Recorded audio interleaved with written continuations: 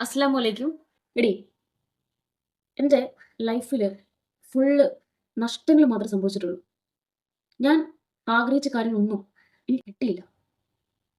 ഇതൊക്കെ ആലോചിക്കുമ്പോൾ എൻ്റെ എടി, ഇതൊക്കെ ലൈഫിൽ ഉള്ളതാണ്. സങ്കടവും സന്തോഷവും ടെൻഷനും നഷ്ടങ്ങളും ഇതൊക്കെ ജീവിതത്തിൻ്റെ ഒരു ഭാഗമാണ്. അപ്പോൾ നമ്മൾ അതിനെ ഒരു സ്പിരിറ്റിൽ എടുത്താൽ മതി, വിട്ടുകളയാ. ഇങ്ങനോട് പറയാനുള്ളത്, നിനക്ക് ഹാപ്പി ആവണമെന്നുണ്ടെങ്കിൽ നീ പടച്ചോൻ കൂട്ടിട്ട് ജീവിക്കുക എന്നുള്ളതാണ്. എന്തോ കേട്ടില്ല? ഏത് പടച്ചോൻ? എവിടത്തെ പടച്ചോൻ? ഏ പടച്ചോനെ, ഞാൻ ഇങ്ങനെ ജീവിക്കുന്നുണ്ടെങ്കിൽ അതിന് ഒരേ ഒരു റീസൺ നിന്റെ ഈ പടച്ചോനാ. എന്തറിയോ? പടച്ചോന് ഗുണം പറയാൻ വന്നേക്കണം. ഹലോ, ഇത് പറഞ്ഞു പറഞ്ഞത് എങ്ങോട്ട് കയറി പോണ്? ഏ ആദ്യം നിന്റെ എക്സ്പെക്ടേഷൻ നിർത്ത്. നിനക്ക് ഇപ്പൊ കയ്യിൽ എന്താണോ ഉള്ളത് അത് വെച്ച് തൃപ്തിപ്പെട്ട് ജീവിക്കാൻ ആദ്യം ശ്രമിക്കുക. അല്ലാതെ നമുക്ക് ഡ്രീംസിനൊക്കെ ഹോപ്പ് വെക്കണം, പക്ഷെ ഓവർ എക്സ്പെക്ടേഷൻ പാടില്ല.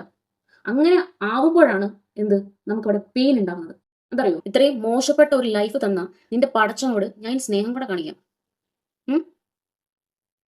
ഒരു കാര്യം ചെയ്യും, മോള് ഇതൊക്കെ അനുസരിച്ച് അങ്ങ് ജീവിച്ചോണ്ടാ മതി കേട്ടോ.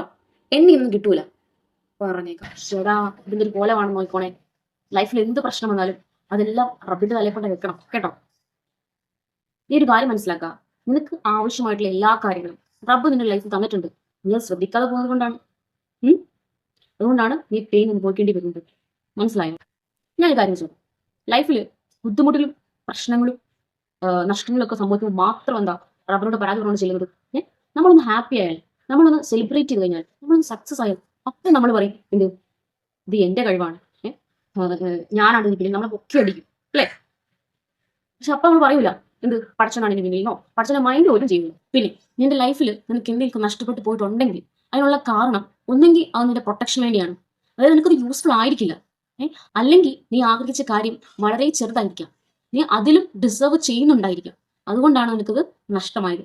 ഇല്ലെങ്കിൽ നീ ആഗ്രഹിച്ച കാര്യം അത് ഡബിൾ ഇരട്ടിയായിട്ട് നിനക്ക് തിരിച്ചു തരാൻ വേണ്ടിയായിരിക്കും ചിലപ്പോൾ അത് നഷ്ടപ്പെട്ട് പോയത്. മനസ്സിലായോ? അപ്പൊ ഇതൊക്കെ കുറച്ച് ലൈഫിന്റെ റിയാലിറ്റീസ് ആണ്. ഇതൊക്കെ പടച്ചുള്ള വഴികളാണ്. ഇത് നമ്മൾ മനസ്സിലാക്കി കഴിഞ്ഞു കഴിഞ്ഞാൽ നമുക്ക് അത് നേടിയെടുക്കാനായിട്ട് പറ്റും. പിന്നെ നമ്മൾ ഗിവപ്പ് ചെയ്ത് കഴിഞ്ഞാൽ റബ്ബ് എന്തെങ്കിലും ചെയ്യുമോ? ഇല്ല.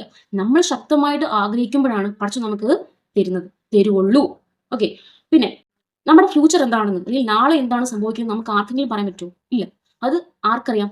റബ്ബിന് നന്നായിട്ട് അറിയാം. അതുകൊണ്ടാണ് ഞാൻ പറഞ്ഞത് റബ്ബിനെ കൂട്ടുപിടിച്ച് ജീവിക്കണമെന്ന്. ഞാൻ പറഞ്ഞത് മനസ്സിലായോ? മനസ്സിലായില്ലെങ്കിൽ മോളൊരു കാര്യം ചെയ്യും, അവിടെ ഇരുന്നങ്ങ് മോങ്ങ്. അതാണ് മോക്ക് പറ്റിയ പണി. എന്നാ ശരി, ഞാൻ പോട്ടെ.